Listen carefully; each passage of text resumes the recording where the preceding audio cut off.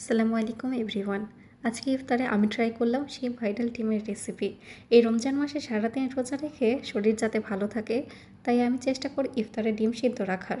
কিন্তু আমার হাজব্যান্ড এই ডিম সিদ্ধ একদমই খেতে চায় না, ঝাল ছাড়া। তাই আজকে আমি তাকে ডিমটি এভাবে বানিয়ে খাওয়ালাম, যেটা সে পছন্দ করেছে।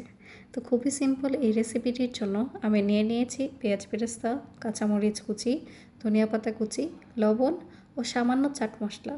এবার সব কিছুকে ভালোভাবে ডলে মিক্স করে সরিষার তেল দিয়ে মাখিয়ে নিয়ে 2 ভাগ করে কেটে রাখা সিদ্ধ ডিমের অর্ধেক অংশ নিয়ে তার উপরে এই ভর্তাটি দিয়ে অন্য অর্ধেক অংশ দিয়ে চাপ দিব।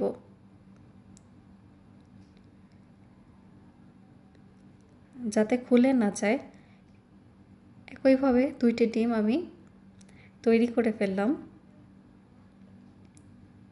ঝালঝাল এই মজাদার ডিমটি খেতে কিন্তু দারুণ ছিল।